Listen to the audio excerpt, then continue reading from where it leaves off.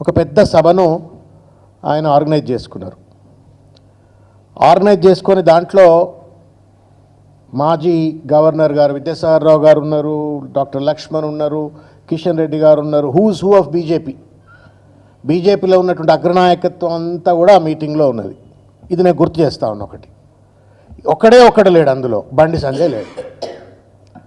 మొత్తం బీజేపీ అగ్రనాయకత్వం అంతా మీటింగ్లో ఉంటుంది, ఒక్కడు మాత్రమే ఆ మీటింగ్లో లేదు, అది బండి సంజయ్ గారు. రెండోది ఇంకొక సంఘటన మీకు గుర్తు చేసే ప్రయత్నం చేస్తాను.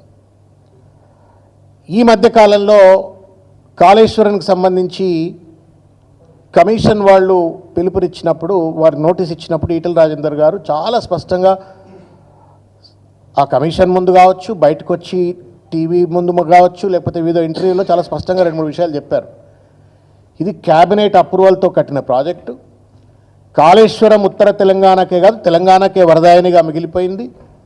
కాళేశ్వరం వల్ల ధాన్య ఉత్పత్తి పెరిగిపోయింది, రైతుల జీవితాలు బాగుపడ్డాయి అని చెప్పని బీజేపీ అధ్యక్ష పదవికి పోటీ పడుతున్నటువంటి ఈటెల రాజేందర్ గారు చెప్పినటువంటి ఈ 2 విషయాలను గుర్తుపెట్టుకొని నేను మాట్లాడేటువంటి అంశాలను దయచేసి శ్రద్ధగా వినాలని చెప్పి నేను కోరుతా ఉన్నాను.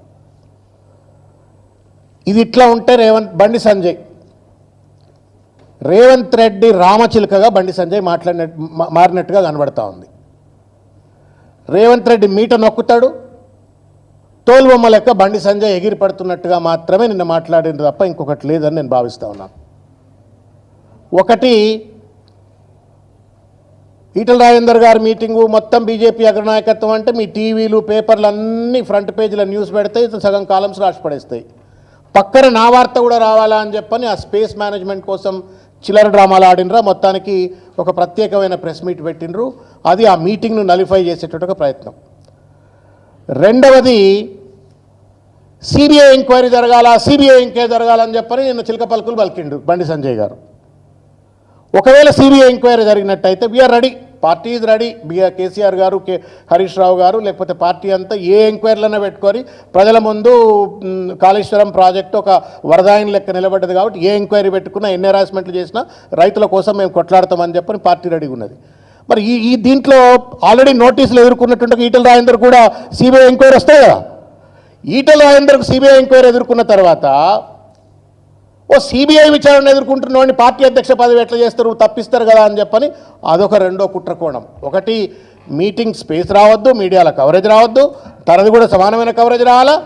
ఒకవేళ తనన్నట్టుగానే సిబిఐ ఎంక్వైరీ జరిగినట్టయితే, ఈటెల రాజేందర్ కూడా సిబిఐ కేసులో ఇంప్లికేట్ అయినట్టయితే ఈటెల రాజేందర్ బీజేపీ అధ్యక్ష పదవికి అనర్హుడు అవుతాడు. నా కుర్చీకి నేను మళ్ళీ ఆ కుర్చీ మీద కూర్చోవడానికి నాకు పోటీ ఉండదు, ఈటెల రాజేందర్ని ఇట్లనే తప్పిస్తున్నది రెండో కుట్ర. మూడో కుట్ర ఏంటి అంటే, ఊరంతా ఒక దారి అంటే ఉలిపికట్ట ఒక దారి. తెలంగాణ అంతా అట్టుడికిపోతా ఉంది. ముఖ్యంగా గోదావరి పరివాహక ప్రాంతంలో ఉన్నటువంటి ప్రజలు కావచ్చు, రైతులు కావచ్చు, రాజకీయ నాయకులు కావచ్చు, అందరూ కూడా ఆగమాగం అయిపోతూ ఉన్నారు. ఇవాళ ఈ బరకచెర్ల అని చెప్పని ఒక అడ్డమైన ప్రాజెక్టు చంద్రబాబు నాయుడు కడతా ఉన్నాడు. మా గోదావరి నీళ్లు ఎత్తుకపోయేటువంటి ఒక ప్రయత్నం చేస్తూ ఉన్నాడు. మా బతుకులు ఎట్లా అని చెప్పని రైతులు ఆగమాగం అవుతుంటే వాళ్లకు సంబంధించిన సమస్యలు మాట్లాడతలేడు రేవంత్ రెడ్డి. చంద్రబాబు నాయుడుకు మద్దతుగా రేవంత్ రెడ్డి వ్యవహరిస్తూ ఉన్నాడు. రేవంత్ రెడ్డికి మద్దతుగా అన్నట్టుగా నిన్న బనకచెర్ల గురించి ప్రశ్నలు వేసింది మీడియా వాళ్ళు. ఇంకా బనకచెర్ల సంగతి ఏంటంటే నేను అది మాట్లాడా అని చెప్పని పక్కకు పడేసి నేను కాళేశ్వరము సిబిఐ అని చెప్పని మాట్లాడు. ఏమర్థమవుతామని చెప్పండి. బనకచెర్ల మీద చర్చ రావద్దు, సిబిఐ కేసు ఈటెల రాజేందర్ మీద రావాలా, బీజేపీ అధ్యక్ష పదవికి రావద్దు, ఆ మీటింగ్ కొలాప్స్ అయినట్టుగా కనబడాలన్నట్టు చిల్లర మనస్తత్వం. ఒక కేంద్ర మంత్రిగా ఉండి ఒక జాతీయ పార్టీకి అధ్యక్ష పదవిలో ఉన్నటువంటి ఒక వ్యక్తి చేసిన ఒక చిల్లర ప్రయత్నానికి రేవంత్ రెడ్డి రిమోట్ ఎత్తితే ఎగిరిపడేటువంటి ఒక తోలుబొమ్మ లెక్క, రేవంత్ రెడ్డి రామచిలుక లెక్క బండి సంజయ్ గారు నిన్న వ్యవహరించిన తీరు నాకు అనిపించింది. నిన్న ప్రెస్ మీట్ చూస్తూ ఉంటే తలిపాలు దాగి రొమ్ముగుద్దుడు అంటే గిట్లనే ఉంటుందేమో. గోదావరి నీళ్ళు దాగి పెరిగిండు ఆయన, కరీంనారాయణే కదా.